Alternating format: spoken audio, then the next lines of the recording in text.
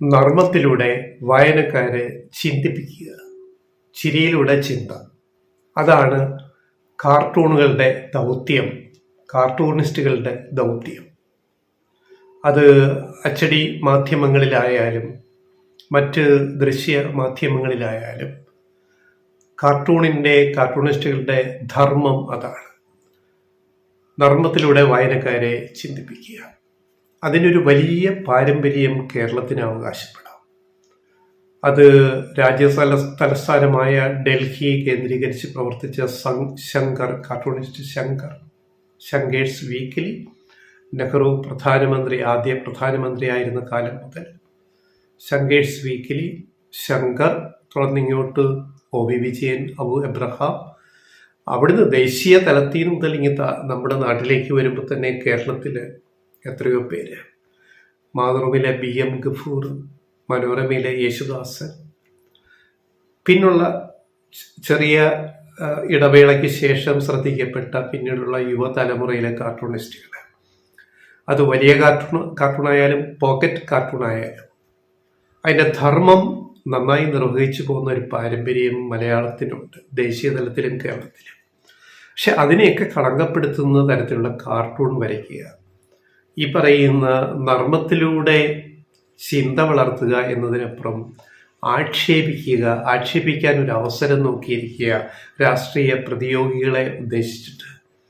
അങ്ങനെ വന്നതിൻ്റെ ഏറ്റവും ഒടുവിലത്തെ ഉദാഹരണമാണ് മാതൃഭൂമിയിൽ വന്നിരിക്കുന്ന അമേരിക്കൻ പ്രസിഡന്റ് ഡൊണാൾഡ് ട്രംപിൻ്റെ സ്ഥാനാരോഹണത്തെ അതിനെ അതിജീവിച്ച് വന്നിരിക്കുന്ന മാതൃഭൂമിയിലെ ഗോപികൃഷ്ണൻ്റെ കാർട്ടൂൺ.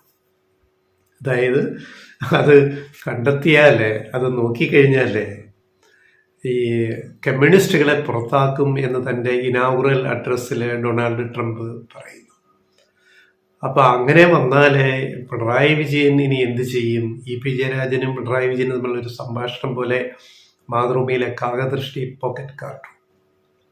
അപ്പോൾ നമ്മുടെ ക്യാൻസർ ചികിത്സ എന്താകുമോ എന്ന്, അതായത് വെറുപ്പിലൂടെ ഇകഴ്ത്താൻ നോക്കുന്ന ഒരു കാർട്ടൂൺ. എൻ്റെ ക്യാൻസർ ചികിത്സയും ട്രംപിൻ്റെ കമ്മ്യൂണിസ്റ്റ് വിലക്കിന് പാരയാകുമോ എന്ന രൂപത്തിലുള്ള കാർട്ടൂൺ എന്ന് മുഖ്യമന്ത്രിക്കൊരു ആശങ്ക. കേരളത്തിൻ്റെ മുഖ്യമന്ത്രി പിണറായി വിജയന് തൊട്ടടുത്ത് EP ജയരാജൻ കാരിക്കേച്ചർ വരച്ചിരിക്കുന്നത്. അപ്പോൾ ഇതാണ് മാതൃഭൂമിയുടെയും അതിൻ്റെ പോക്കറ്റ് കാർട്ടൂൺ സ്ഥിരം ചെയ്യുന്ന ഗോപികൃഷ്ണൻ്റെയും വിലയിരുത്തൽ. ഇതിനെ കാർട്ടൂൺ എന്ന് വിളിക്കാം. ഇപ്പം അമേരിക്കയിൽ ട്രംപ് ഇന്നലെ അധികാരമേറ്റു. അതിന് അമേരിക്കയിൽ ചികിത്സയിൽ പോകുന്ന പിണറായി വിജയനാവട്ടെ, കോടിയേരി ബാലകൃഷ്ണൻ ചികിത്സയ്ക്ക് അമേരിക്കയിൽ പോയിരുന്നു, എത്രയോ പേര് കേരളത്തിൽ നിന്ന് പോയിരുന്നു, മുൻ മുഖ്യമന്ത്രിമാരായവർ കെ കരുണാകരൻ പോയിരുന്നു, വേറെ എത്രയോ പേര് പോകുന്നു. അപ്പോൾ ഇങ്ങനെ നോക്കുമ്പോൾ ഇതിനെ ഈ രീതിയിലാണോ ഒരു കാർട്ടൂണിനെ കാകദൃഷ്ടിയിൽ വിലയിരുത്തേണ്ടത്? അന്ധമായ പിണറായി വിരോധം വെച്ചിട്ട് എന്താണ് മാതൃഭൂമിയുടെ കാർട്ടൂണിസ്റ്റ് ഗോപികൃഷ്ണനും ഉദ്ദേശിക്കുന്നത്? എന്താണ് മനസ്സിലാവുന്നില്ല. ഇത് കാർട്ടൂൺ ആണോ? ഇതിൽ ഹാസ്യമുണ്ടോ? നർമ്മമുണ്ടോ? ഈ നർമ്മത്തിനകത്തു നിന്നൊരു ചിന്ത കിട്ടാൻ ഇതിൽ എന്തെങ്കിലും ഉണ്ടോ? ഇത് എത്രയോ നിലവാരം കുറഞ്ഞ ഒരു കാർട്ടൂണാണ് മാതൃഭൂമി ഇന്ന് പ്രസിദ്ധീകരിച്ചിരിക്കുന്നത്. ആലോചിക്കണം. എന്തുകൊണ്ട് ഇങ്ങനെ ഗോപികൃഷ്ണൻ ചെയ്യേണ്ടി വരുന്നു? ഗോപികൃഷ്ണൻ ആദ്യം കേരളകൗമുദിയിലെ കാർട്ടൂണിസ്റ്റായിരുന്നു വർഷങ്ങളോളം. അന്ന് തിരുവനന്തപുരത്ത് മാധ്യമ പ്രവർത്തനത്തിൽ ഞാനും ഉള്ളൊരു കാലത്ത് അദ്ദേഹത്തെ പരിചയപ്പെടുകയും ഞങ്ങളമ്മീ നല്ലൊരു സൗഹൃദം പുലർത്തുകയും ചെയ്തൊരു സമയം ഉണ്ടായിരുന്നു. തിരുവനന്തപുരത്ത് ഗോപികൃഷ്ണൻ കേരളകൗമുദിയിൽ വർക്ക് ചെയ്തൊരു കാലം ഇപ്പോഴും ഞാൻ ഓർക്കുകയാണ്. ഗോപികൃഷ്ണൻ വളരെ ഗിഫ്റ്റഡ് കാർട്ടൂണിസ്റ്റാണ്, വളരെ കഴിവുള്ള കോഴിക്കോട് കൊയിലാണ്ടി സ്വദേശിയാണ് അദ്ദേഹം. അവിടുന്ന് ജോലി തേടി തിരുവനന്തപുരത്ത് വന്നിട്ട് കേരളകൗമുദിയിൽ ചേരുന്നു. ആ കാലം മുതൽ എനിക്ക് ഗോപികൃഷ്ണനെ പരിചയപ്പെട്ടു. അത് കഴിഞ്ഞ് അദ്ദേഹത്തിന് മാതൃഭൂമിയിൽ ജോലി കിട്ടുന്നു BM ഗഫൂറിൻ്റെ വിയോഗത്തെ തുടർന്ന്. എൻ്റെ വിലയിരുത്തൽ, അത് മറ്റ് പല ഈ വീഡിയോ കാണുന്ന പ്രേക്ഷകർക്കും തോന്നുന്നുണ്ടാവും, പഴയ കേരളകൗമുദി നോക്കിയാൽ മനസ്സിലാവും. ഗോപികൃഷ്ണൻ്റെ ഏറ്റവും മികച്ച കാർട്ടൂണുകൾ വന്നിട്ടുള്ളത് കേരളകൗമുദിയിലാണ്. അത്തരം മികച്ച ഒരു കാർട്ടൂൺ പോലും ഇത്രയും വർഷം മാതൃഭൂമിയിലേക്ക് പോയിട്ട് തന്നെ ഇപ്പോൾ എത്രയോ വർഷങ്ങൾ കഴിയുന്നു, ഇതുവരെ അതിനോട് പിടിക്കുന്ന ഒരു കാർട്ടൂൺ വരയ്ക്കാൻ ഗോപികൃഷ്ണന് സാധിച്ചിട്ടില്ല എന്നാണ് എൻ്റെ വിലയിരുത്തൽ. എന്തുകൊണ്ട് ഗോപികൃഷ്ണന് സാധിച്ചിട്ടില്ല? അവിടെയാണ് നമ്മുടെ ഈ പറയുന്ന ക്രിയാത്മക പ്രവൃത്തിയുടെ സ്വാതന്ത്ര്യം എന്ന് പറയുന്നത്. ഒരിക്കൽ പിന്നീട് എപ്പോഴയോ തിരുവനന്തപുരത്ത് അദ്ദേഹം മാതൃഭൂമിയിൽ ഗോപികൃഷ്ണൻ ചേർന്ന് വർഷങ്ങൾക്ക് ശേഷം ഒരിക്കൽ തിരുവനന്തപുരത്ത് വെച്ചിട്ട് ഞാൻ കണ്ടപ്പോൾ, പിന്നീട് കോഴിക്കോട് വെച്ച് കണ്ടപ്പോൾ ഞാൻ ചോദിച്ചൊരു ചോദ്യം, പിന്നെ എന്തേ നിങ്ങളുടെ പഴയ ഒരു കാർട്ടൂണിൻ്റെ ആ ഒരു പവർ മാതൃഭൂമിയിൽ പോയതിനു ശേഷം ഇല്ലാണ്ട് പോയത്? അപ്പോൾ ഒരു ചെറിയ കുറ്റബോധത്തോടെ ഗോപികൃഷ്ണൻ സംസാരിച്ചത് തിരുവനന്തപുരം പ്രസ് ക്ലബിൽ വെച്ചിട്ടാണ് സംസാരിച്ചത്. കൗമുദിയിൽ വരച്ച പോലെ എനിക്ക് വരയ്ക്കാൻ പലപ്പോഴും പറ്റുന്നില്ല. അതെന്താ എന്ന് ഞാൻ ചോദിച്ചപ്പോൾ അതൊരു സ്വാതന്ത്ര്യത്തിൻ്റെ പ്രശ്നമാണ് എന്ന രൂപത്തിൽ, ഡയറക്റ്റ് ആ വാക്കല്ല, അല്ലാതെ രൂപത്തിൽ ഗോപികൃഷ്ണൻ മറുപടി പറഞ്ഞു. പിന്നെ നമ്മൾ സ്വയം ന്യായീകരിക്കുകയല്ലോ, നമ്മളൊരു കാര്യം ചെയ്തു, അതിനകത്തൊരു പാളിച്ച, നമ്മുടെ സൃഷ്ടി വൈഭവത്തിൽ രചനാത്മകതയിലൊരു പാളിച്ച വന്നെങ്കിൽ നമ്മളതിനെ മറച്ചു വയ്ക്കാൻ ന്യായീകരിച്ച് പറഞ്ഞത്, ഞാൻ കേരളമുതി വിട്ടത് ഒന്ന് സാമ്പത്തികം, കേരളമുതിയിൽ കിട്ടുന്ന ശമ്പളത്തെക്കാൾ 3 ഇരട്ടി ശമ്പളം മാതൃഭൂമി ഓഫർ ചെയ്തു, അവിടെ ഒരു ഒഴിവുണ്ട്, അങ്ങനെ എന്നെ വിളിച്ചു, ഞാൻ പോയി.